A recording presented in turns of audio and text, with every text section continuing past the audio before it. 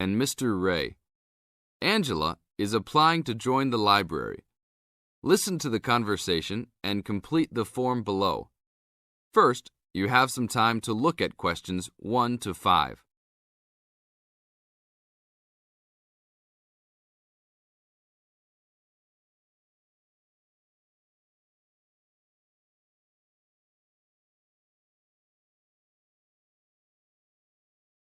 Now we shall begin. You should answer the questions as you listen, because you will never hear the recording a second time. Hello, how can I join the library? Well, you need to make an application. Would you like to do it now? Yes, if I can. One moment and I'll get the form. Now, I just need to ask you a few questions before you sign at the bottom. Okay. Your full name, please. Angela Mary Price. Price? Yes, that's right. Okay. And your address? Apartment 3, 86 Bridge Street, Pimlico. Bridge Street. That's just near here, isn't it? Yes, not very far. Good. So the postcode must be 2065, right? Yes, that's right. Now, your telephone number. I need both home and work if you have them. My home number is 8763-5142, and work is 8456-1307. Do you need anything else, like ID or something? Yes, your driver's license will do, if you have one. Right. It's easy to remember. I know it by heart. 4040AC. I'm afraid I'll also need to see it. Okay, here it is. Thanks. And your date of birth, please? 24 March 1981. Okay, thanks. That's the most important part completed. But if you don't mind, I'd also like to ask you a few questions for a survey we're conducting. Yes, that's okay. Now you have some time to read questions 6 to 10.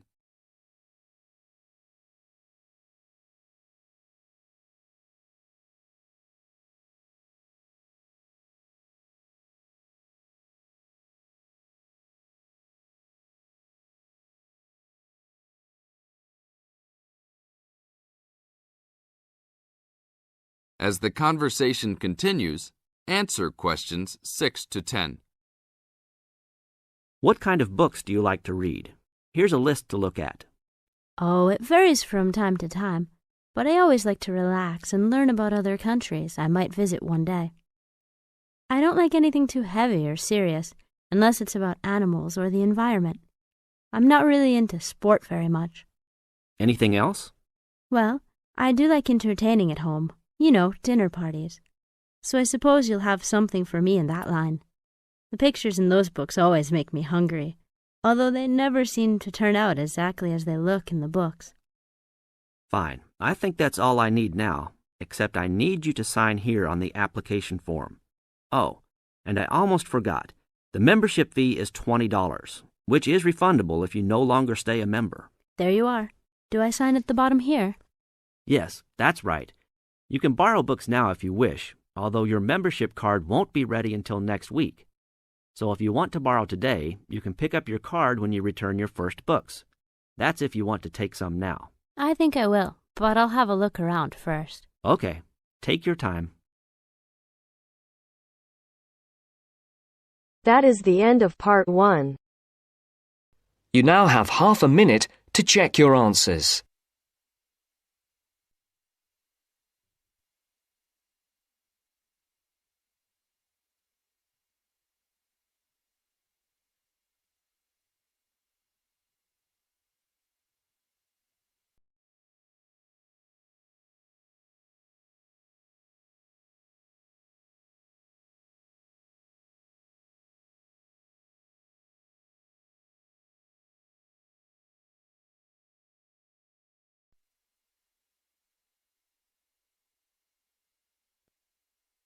Now turns to part 2.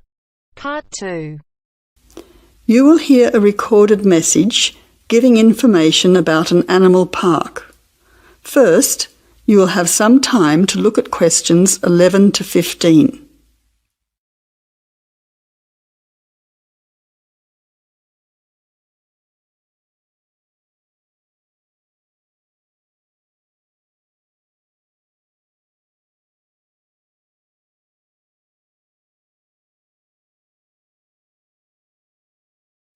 Now listen carefully to the first part of the message and answer questions 11 to 15.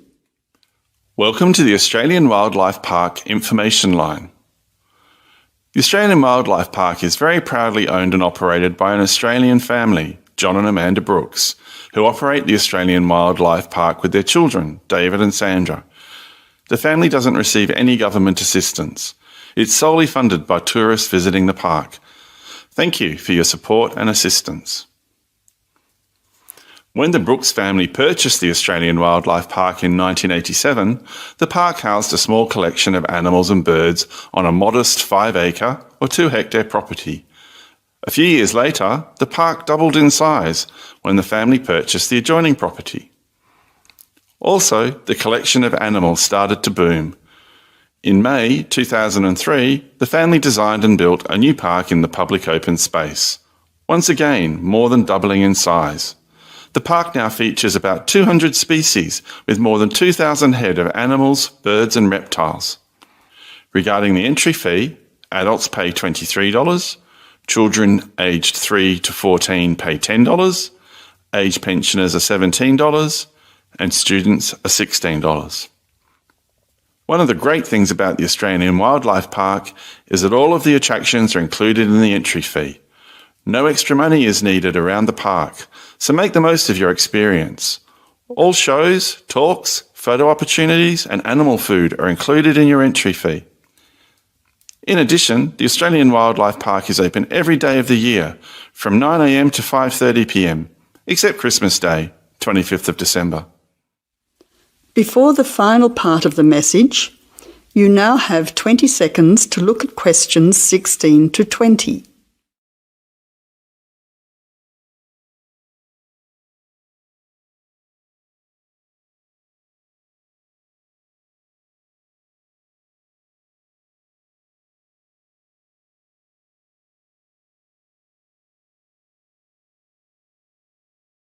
Now answer questions 16 to 20. Several attractions are available to visitors to the Australian Wildlife Park. Firstly, you can meet the koalas between 10 a.m. and 4:30 p.m. Here, people can view the koala colony in a natural environment. Another attraction is to feed the kangaroos between 9 a.m. and 5:30 p.m. Visitors can take a walk through the kangaroo enclosure, viewing them in a natural environment. Kangaroo food is provided and the kangaroos are very friendly. Also enjoyable are the wombats. At 11 a.m, 2 p.m. and 3:45 p.m, there are interactive shows where the team is delighted to introduce you to these popular animals. Other attractions that may interest you are an interactive farmyard, suitable for children of all ages. Animal food is provided and the animals are very friendly. In addition, the working farm is where the country comes to town. Visitors can milk a cow, bottle feed a lamb, watch farm dogs gathering the sheep. All the excitement of a real Australian farm. When they ask for volunteers, be sure to put your hand up. Everyone can get involved. We at the Australian Wildlife Park hope all our visitors have an enjoyable time. See you soon. That is the end of part 2. You now have half a minute to check your answers.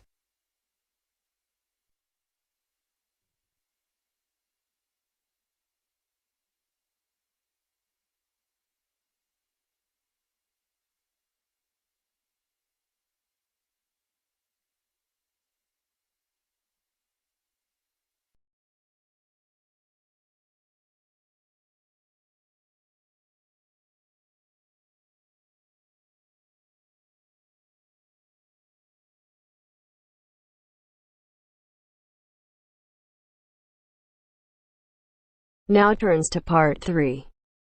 Part 3. You'll hear 2 university students discussing a social science lecture they attended. First, you have some time to look at questions 21 to 24.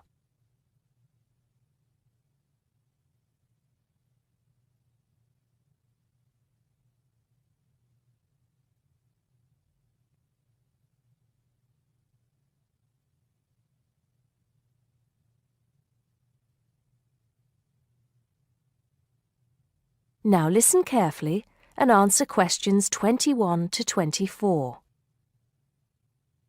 Did you go to the first social science lecture yesterday? Yeah. Didn't you see me there? No. I was trying so hard to understand the lecturer. What didn't you understand? A lot of it, really. For example, he said we needed to study history as part of the course, but I didn't get why. You probably missed it. He said early on that we need to learn from our past mistakes. Right. But he also said we need to put ourselves in the place of our ancestors. Why is that? I think the point is that it's not enough to know how they lived and what they did. We need to know what they thought. I see. And I've written transferable skills in my notes next, but I have no idea what that means. If you study social science, you learn skills that you can use in a job. Oh, right. Is that all?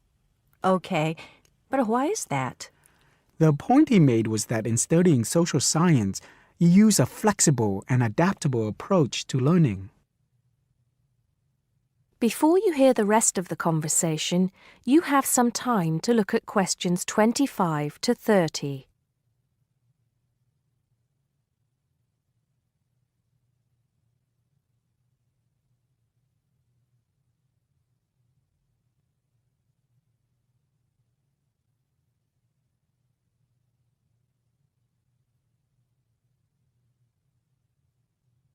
Now listen and answer questions 25 to 30.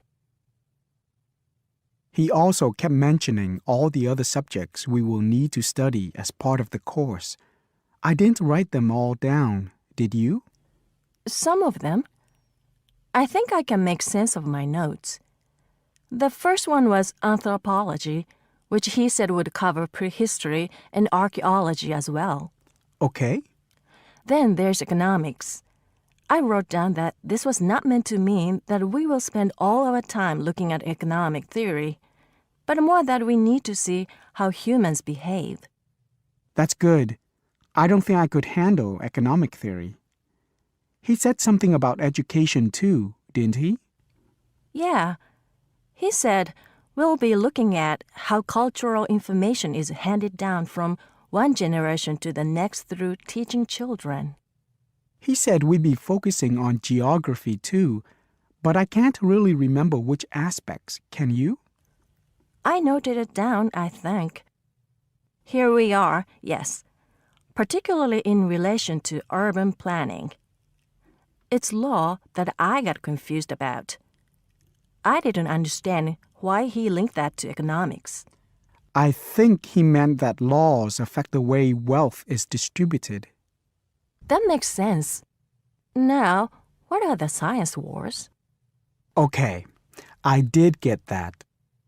The science wars are about how social science collects information. In sociology and social work, and in social science generally, they can only study patterns of behavior and observe.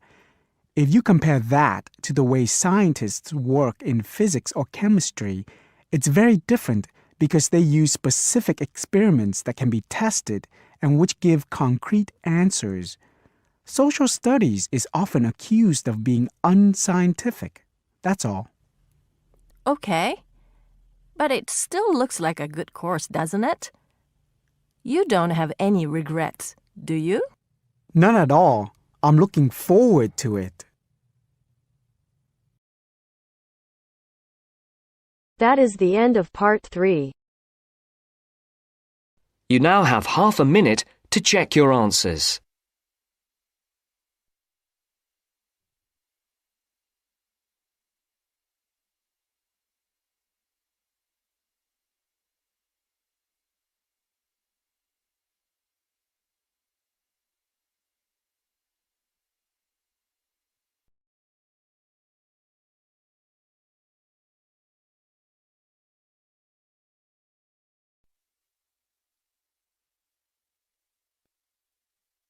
Now turns to part 4. Part 4. You are going to hear a conversation between two students about studying abroad. First, you have some time to look at questions 31 to 40.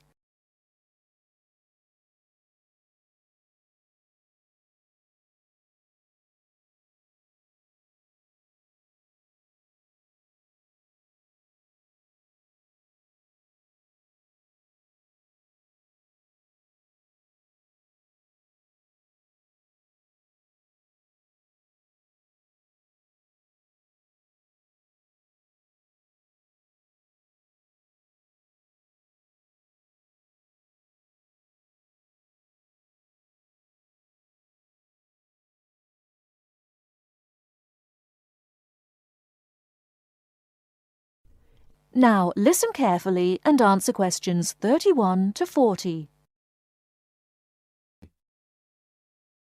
Hey Mary, how's school going? Haven't seen you in a while. What have you been up to? John, good to see you again. I've been really busy the last couple of weeks. I'm applying to study abroad next year. Really? So am I. I think it will be a great experience to be able to study in another country. What country do you want to go to? At first I wanted to study in Africa, but my parents really don't want me to go there because they think it will be dangerous. So now I'm thinking about going to Spain, Italy or Japan. Actually, I think Africa would be a fascinating place. I would want to go there to visit. Maybe not to study, but definitely I would want to go visit. For next year, I want to go to either China or Germany to study. But my parents can't afford any European countries. So maybe... Why China or Germany? Well, I want to go to China because I think it's a really interesting country with a long history. Plus, it has been changing so much, and I think it is a great time to be there. I really want to improve my Chinese also, and I've been taking Mandarin courses the last 2 semesters. I would want to go to Germany because my mother is German, and I want to learn more about my cultural background. How about you? Why the countries you chose? Well, I want to go to a Spanish-speaking country. I took Spanish in high school, so I figure if I go to a Spanish-speaking country, I'll be better off knowing some of the language already. But I have already been to Mexico many times, and South American countries don't have classes for my major, except for Brazil, but they mostly speak Portuguese there. I would want to go to Italy because I want to do a study about ancient Roman civilization. It has always been a dream of mine to go and see Pompeii and the volcanic ruins. Plus, my family has Italian roots and I love Italian food. I want to go to Japan mainly because my girlfriend was born in Japan and always tells me all of these fascinating stories about Japanese history and culture. I am a big fan of sumo wrestling also, so I've always wanted to see a sumo match in person. I really love sushi and almost all Japanese food. Recently, I have started to watch some Japanese baseball too. But of course, these are all secondary reasons. My main reason is of course my girlfriend and understanding her culture. I don't speak any Japanese though, so that is my major drawback. I think it is much better to go to a country if you can speak the language. That's great. When do you have to decide by? I have to finish all my applications this week.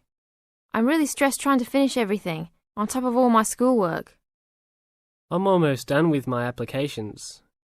I just have to finish the Italy application. I think my last choice is Italy, so I'm doing that one last. How long do you want to go for? I think I'm only going to go abroad for 1 semester, or else I won't be able to graduate on time. I have many classes left until I can finish my degree, and I'm not sure if I will be able to take them studying out of the country. I think I might be able to study in Spain because my Spanish is fluent, but definitely not in Italy or Japan, unless they have classes offered in English. I want to go for a year. I've heard that it's better to go for a year because you get a full experience and get a better grasp on the language.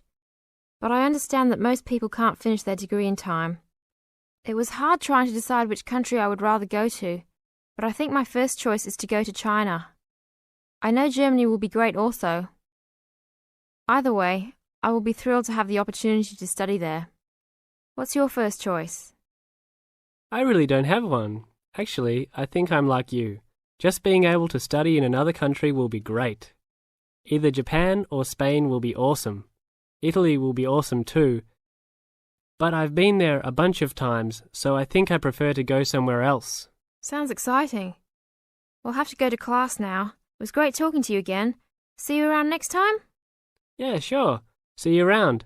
Hope that everything goes well. That is the end of part 4. You now have half a minute to check your answers.